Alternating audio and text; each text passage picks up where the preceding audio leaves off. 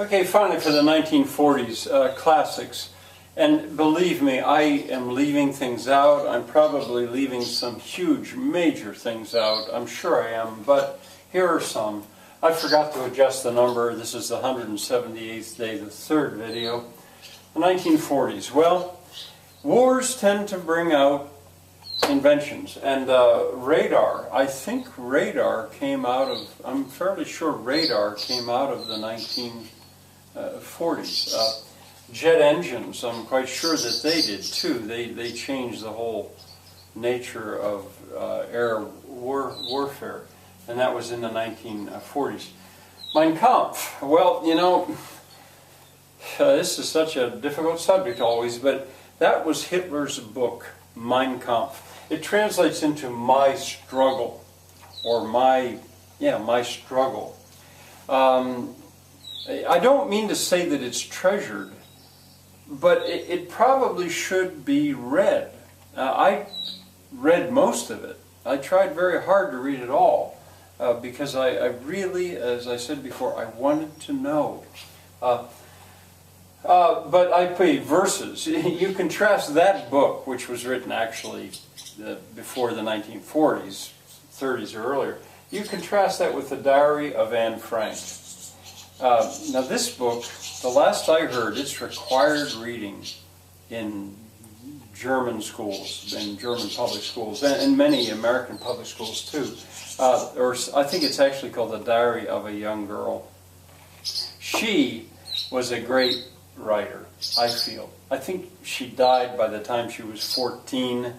I hope you already know this. I mean, her was Jewish, and her father had left Germany and settled in Amsterdam and had a spice factory.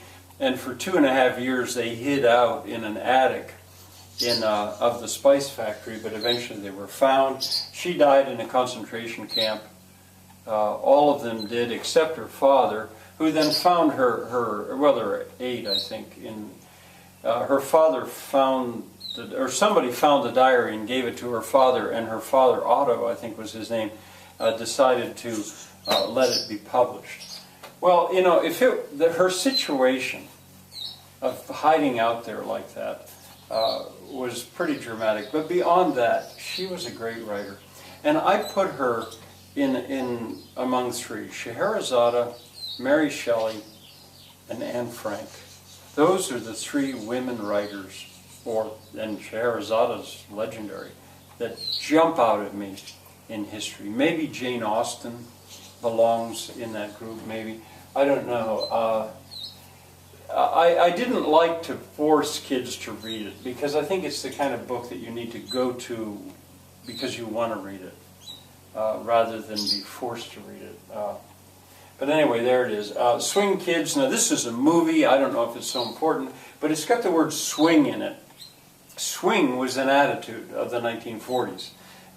It's a kind of music. It's a kind of dress. It's an attitude. It's a kind of dance, swing dancing, a kind of speech.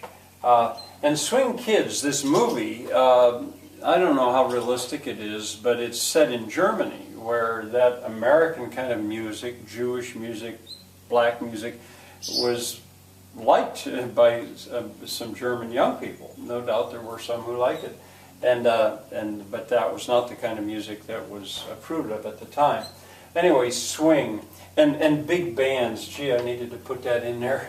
The sound of a big band. That kind of a sound with maybe 14 instruments, saxophones, trombones, string bass, so different from the music of the 1950s. Victory at Sea is a documentary made by the United States Navy documenting, collecting an awful lot of film footage from World War II.